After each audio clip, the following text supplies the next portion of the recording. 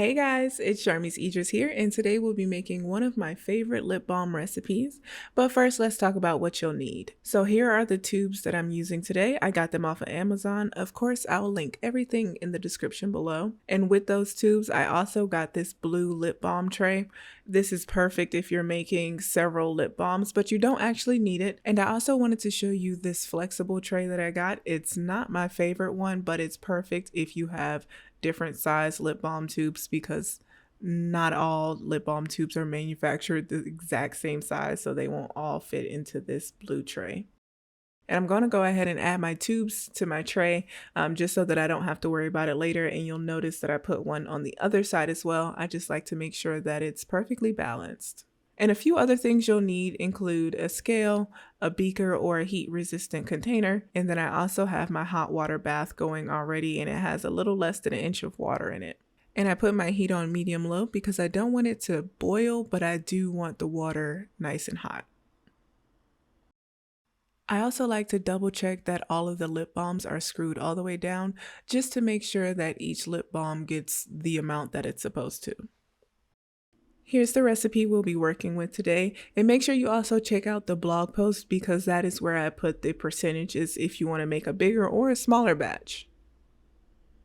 This lip balm is quite simple to make because I'm just going to add everything except for the vitamin E oil to the beaker, melt that down, and then I'll add the vitamin E at the end. While you watch me add these things to this beaker, I do want to talk about why I added what I have added. First up, let's talk about the cocoa butter. I love adding butter, like shea butter, mango butter, or cocoa butter to my DIY projects, and really all of my products if you haven't noticed. But for this recipe, I wouldn't use shea butter because I've noticed with lip balms, the shea butter gets a little more grainy than I would like. And then the mango butter, it has a little bit lower of a melting point than the cocoa butter. So I went with cocoa butter for this, and you can do the deodorized or the regular cocoa butter.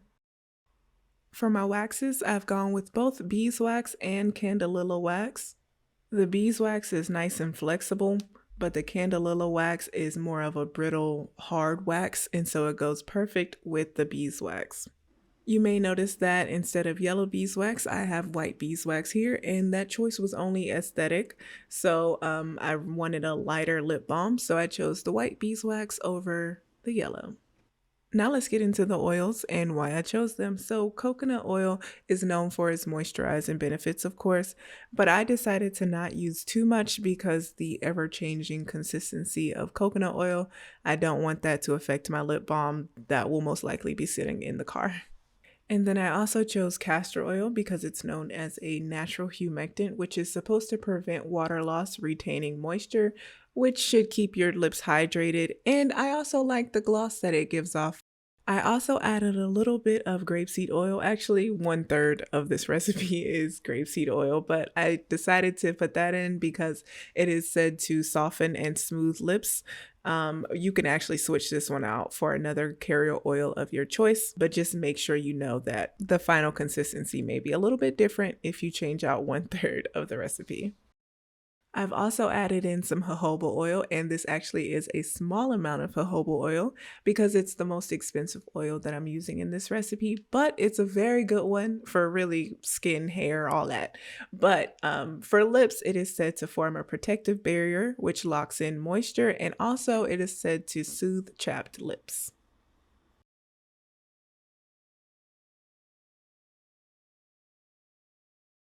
Now that I've added all of my ingredients minus the vitamin E oil to my beaker, I'm going to put that beaker in the hot water bath and just let it melt.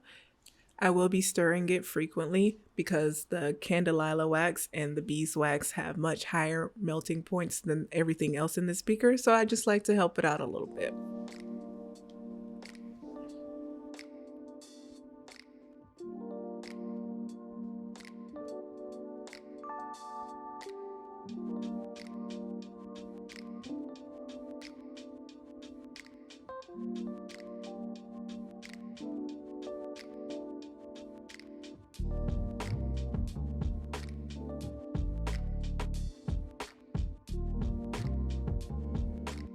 Now that that's all melted down, I'm going to remove my beaker from the hot water bath, and then I'm going to add in my vitamin E oil.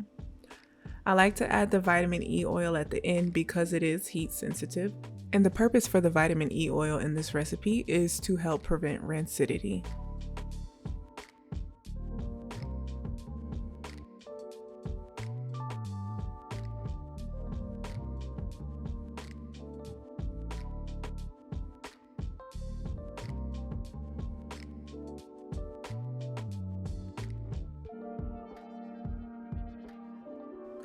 Once I've thoroughly mixed everything together, I can pour it into my lip balm tubes.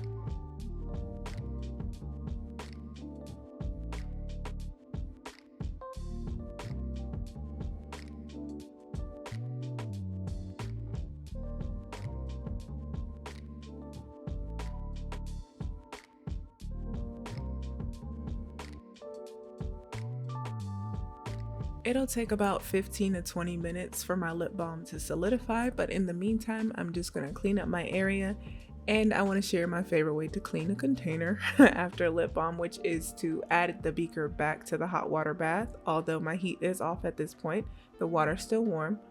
I'm adding the beaker back just to melt that little bit of residue that's in there, and then I'll wipe it down with a paper towel, and after that I can wash it just like the rest of my dishes. Alright y'all, here is the final product.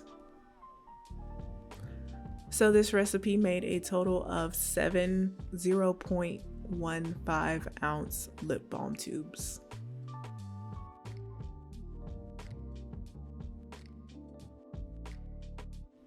Before I go, I want to shout out my folks over on Patreon. Make sure you check out their links in the description below. And thank you guys so much for tuning into this video. If you like the video, please consider giving it a thumbs up. And if you like my channel here, please consider subscribing. All right, y'all. Bye.